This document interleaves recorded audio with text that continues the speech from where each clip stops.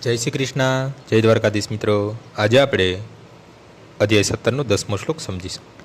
યાતયામમ ગતરસમ પૂર્તિ પર્યુષિતમ ચ યત ઉચ્છિષ્ટમપી ચામેધ્યમ ભોજનમ તામસી પ્રિયમ. ભોજન કરવાના 3 કલાક પહેલાં રાંધેલું, સ્વાદવિહીન, બગડેલું તથા દુર્ગંધમાતૃ હેઠું તથા અસ્પૃશ્ય વસ્તુઓનું બનેલું ભોજન એવા લોકોને પ્રિય હોય છે કે જેઓ તમોગુણી છે. આયુષ્ય વધારવું, મન શુદ્ધ કરવું તથા શરીરમાં શક્તિ ઉત્પન્ન કરવી એ આહારનો આશય છે. તેનો આ જ એકમાત્ર ઉદ્દેશ છે. પ્રાચીન કાળમાં વિદ્વાન પુરુષોએ એવા ખાદ્ય પદાર્થો પસંદ કરેલા કે સ્વાસ્થ્ય તથા આયુષ્યને વધારનારા છે. જેમ કે દૂધની બનાવટ, ખાંડ, ચોખા, ઘઉં, ફળ અને શાકભાજી. સત્વગુણી મનુષ્યને આ ખાદ્ય પદાર્થો બહુ પ્રિય હોય છે. શેકેલું ધાન્ય તથા ગોળ જેવા અન્ય કેટલાક પદાર્થો સ્વયં સ્વાદિષ્ટ ન હોવા છતાં દૂધ અથવા અન્ય પદાર્થના મિશ્રણથી સ્વાદિષ્ટ થઈ જાય છે. તે પદાર્થ સાત્વિક છે. આ સર્વ ખાદ્ય પદાર્થો પ્રકૃતિથી શુદ્ધ હોય છે. તેઓ માંસ તથા મદિરા જેવા અસ્પૃશ્ય પદાર્થોથી સર્વથા ભિન્ન હોય છે. 8મા શ્લોકમાં જે સંદિગ્ધ પદાર્થોનો ઉલ્લેખ થયો છે તેમાં પશુવધ દ્વારા પ્રાપ્ત ચરબી સાથે કોઈ સંબંધ નથી. પ્રાણીજન્ય ચરબી દૂધરૂપે ઉપલબ્ધ છે અને દૂધ સમસ્ત ખાદ્ય પદાર્થમાં અત્યંત અદ્ભુત ખાદ્ય પદાર્થ છે. દૂધ, ઘી, માખણ, પનીર તથા એવી જ અન્ય પેદાશો દ્વારા આપણને પ્રાણીજન્ય ચરબી એવા રૂપમાં પ્રાપ્ત થઈ જાય છે કે જેથી નિર્દોષ પ્રાણીઓની હિંસા કરવાની જરૂર રહેતી નથી. આ તો માત્ર પાશવી મનોવૃત્તિના કારણે જ પશુ હિંસા થાય છે. જરૂરી ચરબી પ્રાપ્ત કરવાની સભ્ય પદ્ધતિ દૂધમાંથી તે પ્રાપ્ત કરવાની કળા છે.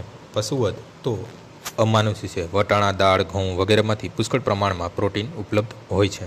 જે પદાર્થો ઘણા કટુ, બહુ ખરા કે ઉષ્ણ અથવા વધારે પ્રમાણમાં લાલ મરચું મેળવવા એવા રજુગુણી હોય છે તે આમાશયમાંની ચિકાસને ઘટાડી પીડા તથા રોગ ઉપજાવે છે.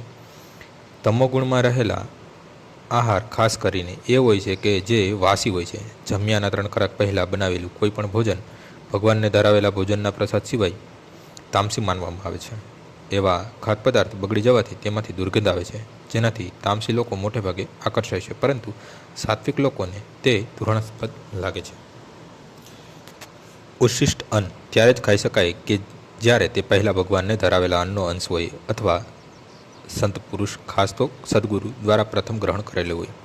અન્યથા હેઠું અન્ન તામસી ગણાય છે અને તે ચેપ કે રોગ વધારે છે. જોકે આવા ખાદ્યનો તામસી લોકોને ખૂબ જ ભાવે છે, પરંતુ સાત્વિક લોકોને તે ભાવતા તો નથી જ, પરંતુ તેઓ એવો અન્નને અટકતા પણ નથી. પૂર્ણ પુરુષોત્તમ પરમેશ્વરને ધરાવેલા અન્નનો સ્વાદ પ્રસાદ જ ઉત્તમ ભોજન છે.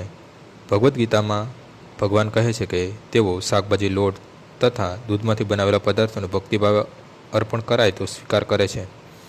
પત્રમ પુષ્પમ ફલમ તોયમ. અલબત્ત ભક્તિ તથા પ્રેમભાવ જો મુખ્ય છે કે જેનો પરમેશ્વર સ્વીકાર કરે છે, પરંતુ એવો પણ ઉલ્લેખ થયો છે કે પ્રસાદ એક વિશેષ પદ્ધતિથી બનાવેલો હોવો જોઈએ. કોઈ પણ ખાધાન કે જે શાસ્ત્રોક્ત પદ્ધતિથી બનાવેલો હોય છે અને પૂર્ણ પુરુષોત્તમ પરમેશ્વરને અર્પણ કરેલું હોય છે તે ગમે તેટલા સમય પહેલાં બનાવેલું હોય તો પણ પ્રસાદ રૂપે ગ્રહણ કરી શકાય છે, કારણ કે તે દિવ્ય હોય છે. તેથી ભોજનને ચેપરહિત, ખાદ્ય તથા સર્વ મનુષ્ય માટે રુચિકર કરવા માટે પૂર્ણ પુરુષોત્તમ પરમેશ્વરને તેનું સમર્પણ કરવું જોઈએ. આજનો શ્લોક અહીં પૂર્ણ થાય છે. આવતીકાલે ફરીથી સવારે 6 વાગ્યે મળીશું. જય શ્રી કૃષ્ણ.